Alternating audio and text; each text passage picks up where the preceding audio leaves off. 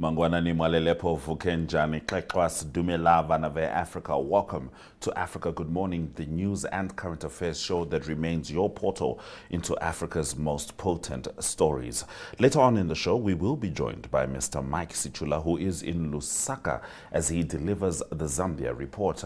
But prior to that, these are some of the stories we're looking at.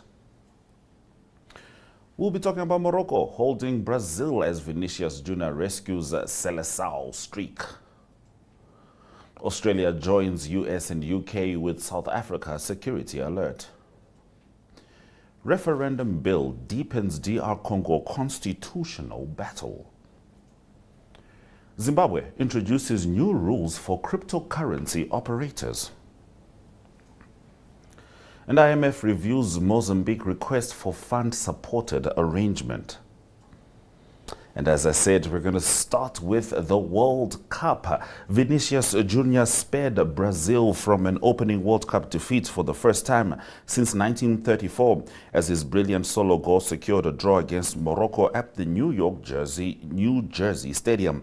Brazil fell behind in the 21st minute when Ismail Saibari lifted the ball over Alisson Becker from outside the area following a communication lapse involving the Liverpool goalkeeper and defenders Gabriel and Marquinhos.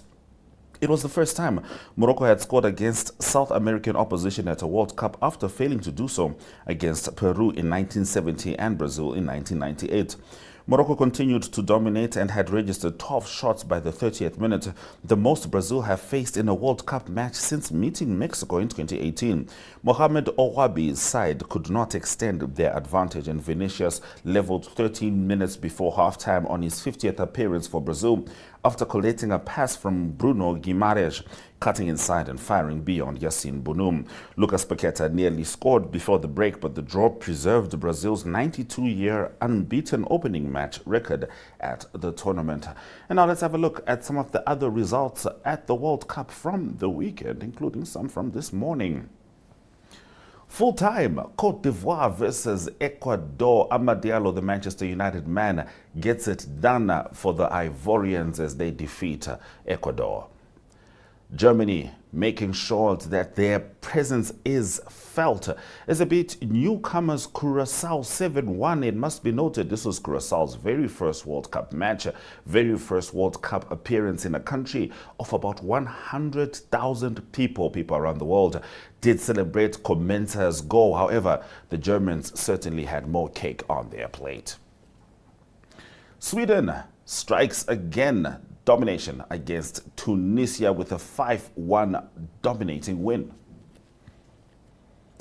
And the Japanese refuse to say no. Why? Because as the Netherlands were about to wrap up this game with a 2-1 victory in what could be a last-minute goal, Kamada from a free kick scored a beautiful header. So those are some of the FIFA World Cup results. We'll be bringing them to you every single day on Africa Good Morning. But shortly, we're going to get into our top stories from broader Africa. Namibia is a land of movement, with waves that never stop reaching forward. Here, adventure is not something we search for. It is something we are born into. In every corner of this country, creativity rises. From artists, from athletes, from dreamers. And when the world comes to explore Namibia, they discover something extraordinary. Because when sport moves people, creativity moves ideas, and tourism moves the world toward us. Something powerful happens. A platform where movement meets imagination, where industries connect, where opportunity grows, where Namibia's next chapter begins. Welcome to the Creative Sport Tourism Expo. Exhibit, partner, experience. Creative Sport Tourism.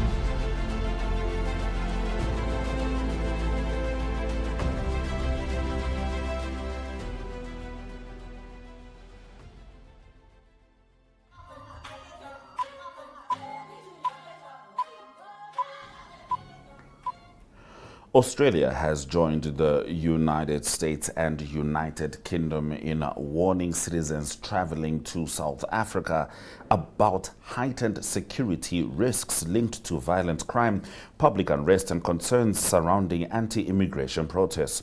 In an updated travel advisory, Australia's Department of Foreign Affairs and Trade urged travellers to exercise a high degree of caution throughout the country, warning that criminals frequently target tourists at airports, on public transport, and in popular visitor destinations.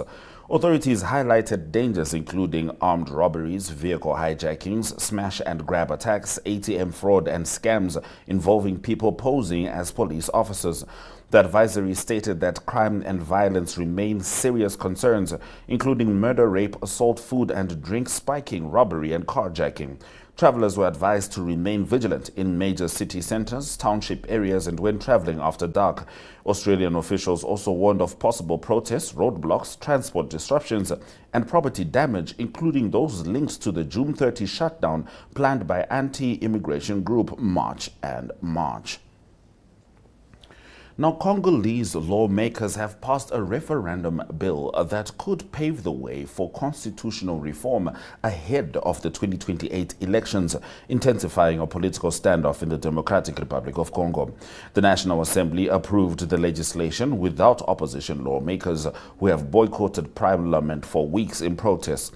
The bill would be central to any constitutional revision as President Felix Tshisekedi's second and final term expires in 2028. Tshisekedi has indicated openness to a scenario that could lead to a third term through constitutional revision and even a possible postponement of elections, stating that if the people wanted him to have a third term, he would accept. His Union for Democracy and Social Progress has launched a public campaign promoting constitutional reform. Opposition figures, including Moise Katumbi, argue that the referendum law is designed to bypass presidential term limits and have labeled it a constitutional coup. Now, Zimbabwe has moved to regulate its cryptocurrency sector by requiring businesses involved in virtual assets to register annually and pay fees as the government seeks greater oversight of the market.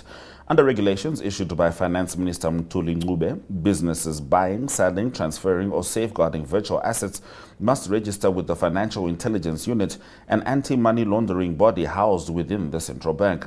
Registration will cost $500 per year, and operating without registration is now an offense. The regulations represent Zimbabwe's first dedicated rules for a sector that has operated largely without a legal framework. Financial institutions were banned from trading cryptocurrency in 2018, pushing many traders onto peer-to-peer platforms and social media. Demand for Bitcoin and other digital currencies grew after hyperinflation wiped out savings and pensions, and repeated currency changes weakened confidence in the banking system. Remittances have also supported adoption, with banks identified as the most expensive transfer channel, according to the World Bank's Remittance Prices Worldwide report. Zimbabwe joins countries including South Africa, Nigeria, Kenya, and Mauritius in regulating digital assets as cryptocurrency use grows across Africa. Now, the International Monetary Fund has discussed Mozambique's request for a fund-supported arrangement following a week-long mission to the southern African country. The IMF team, led by Pablo Lopez Murphy, visited Maputo from June 8 to 12 and described Mozambique as facing a challenging economic situation. According to the IMF, economic activity is gradually recovering from a contraction in 2025, although growth remains subdued. The mission reviewed recent economic developments, discussed government plans to restore fiscal and debt sustainability, and explored how the fund could best support Mozambique going forward. Earlier this year, the IMF reclassified Mozambique's debt as unsustainable, citing a deterioration in public finances. The country's debt difficulties trace back to the 2016 hidden debt scandal, which damaged investor confidence and restricted access to funding. The latest discussions come as authorities seek solutions to stabilize public finances and improve debt management. Those have been our top stories on Africa Good Morning. As promised, shortly we will be joined by Mr. Mike Sichula as he delivers the Zambia report. But prior to that, let's have a look at the weather predictions.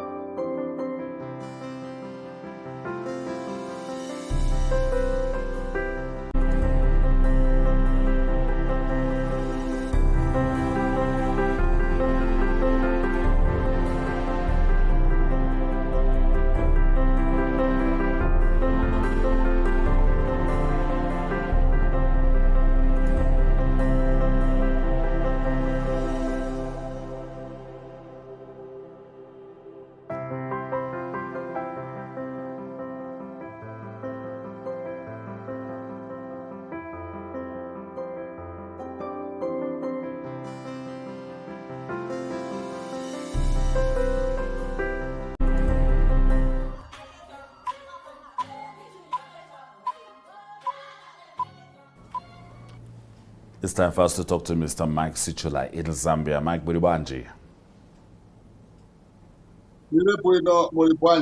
Africa, good morning to our dear viewers. Tiribuino. Now, in the first story, President Hakainde Hichilema is sent to be recognized as one of 2026's 100 most noteworthy Africans. Yes, indeed.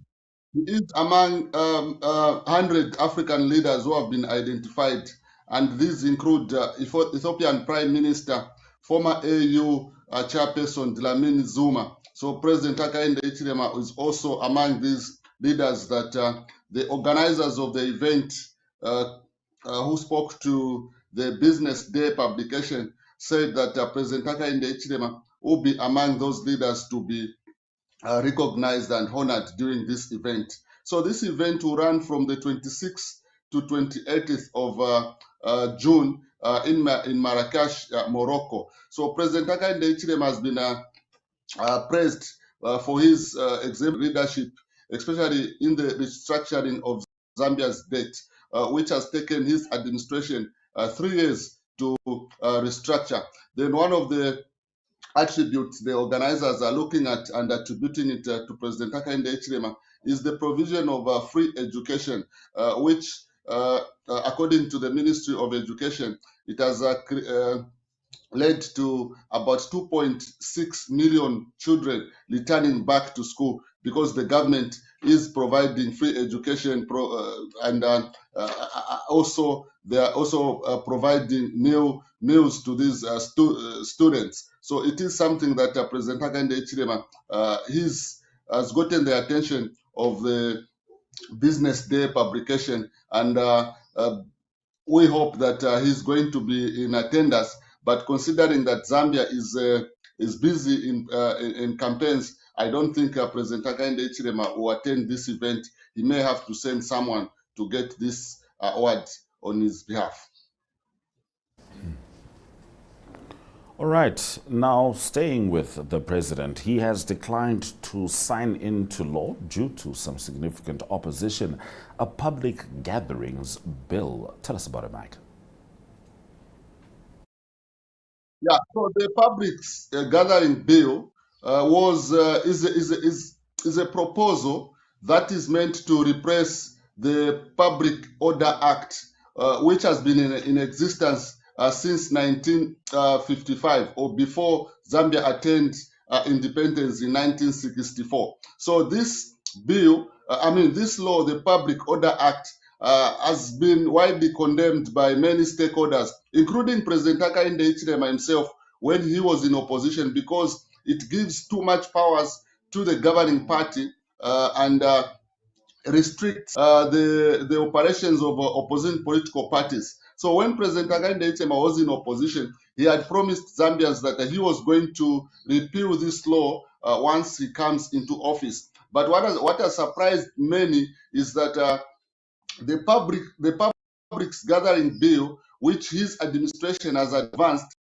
is more stiffer than the Public Order Act. So when discussions were tabled to say this bill is going to be presented to Parliament, a number of stakeholders called on President Hakainde Hichilema to expose this bill to further consultations, because some of the clauses in it did not go well with the civil society organizations, including parliamentarians and many other people who are concerned with assembling of people in a democratic state. So despite all these arguments and calling on him, President Hakainde Hichilema, to drop it, parliamentarians went ahead to pass it in Parliament so that it was just waiting for presidential assent.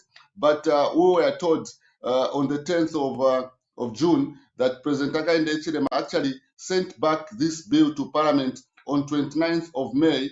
And this does not excite too many people, because they were saying, why didn't he block it before parliamentarians debated it? But all in all, he has also gotten some accolades and praise from other stakeholders who said President Hakainde Hichilema has listened to their cause that this bill should not become law. All right, Mike, thank you very much for that comprehensive update. Now, we understand that 2 Zimbabwean truck drivers have been arrested for illegally smuggling 9 Ethiopian nationals into Zambia.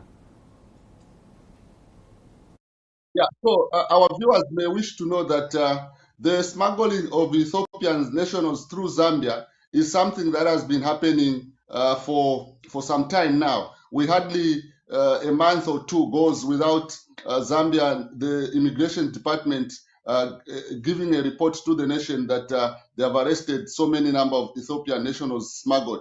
But this latest case of involving 2 Zimbabwean truck drivers is the latest, because it is, I think it is almost the first time that we're hearing that Zimbabwean truck drivers are now being involved in the smuggling of the Ethiopian nationals. Those you can see there in the pictures. So the 2 Zimbabwean drivers are named Joe Mefeon, 53, and Pabidazi Chipurira, or 36.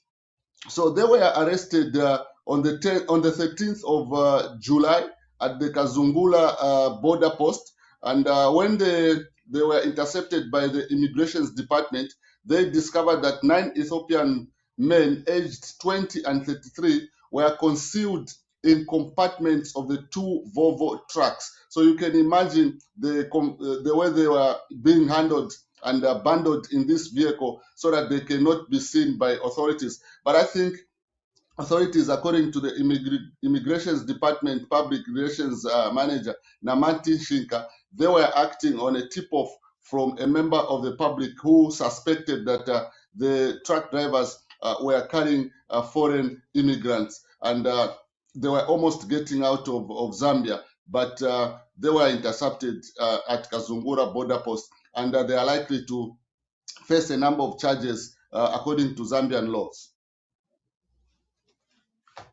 All right, Mike. We're gonna end with some positive news. Miracle Chipito got it going at the Professional Fighters Championship League in Nigeria. I hope I said that correctly. Quite. So, Miracle Chipito is one of those stories that a number of Zambians are beginning to know, because she's coming from a hard background, and she took up this sport, which is relatively new in Zambia. And because of how she's determined to make it, she has continued to rise from one step to the other. So on this night, she beat Egyptian fighter, and the victory did not come with ease, because in the first round she injured her ankle, so that she could not put her weight on that ankle, but she still managed to pull out a victory in this matter through what is called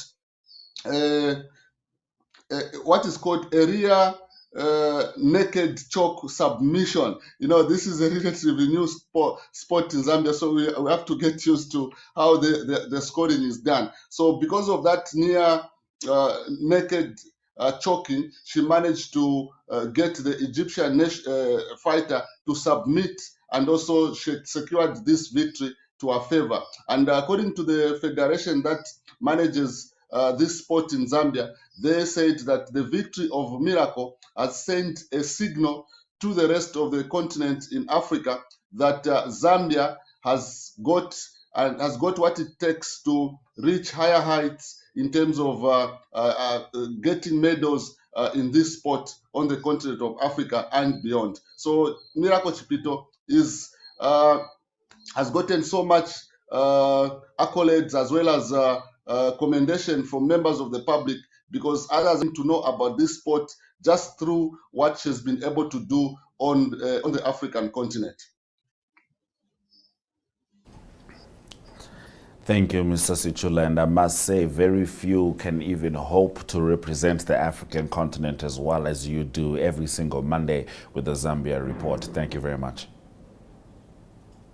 Thank you very much, and Africa, good morning. And Africa, good morning indeed. Let's have a quick recap of some of our top stories before we swing to the indicators and say goodbye. We spoke about Australia joining the US and the UK with South Africa high security alert, and this is largely due to the recent anti-immigration protests. A referendum bill is deepening the DR Congo constitutional battle, where opposition figures allege that Tshisekedi seeks to extend his presidential term.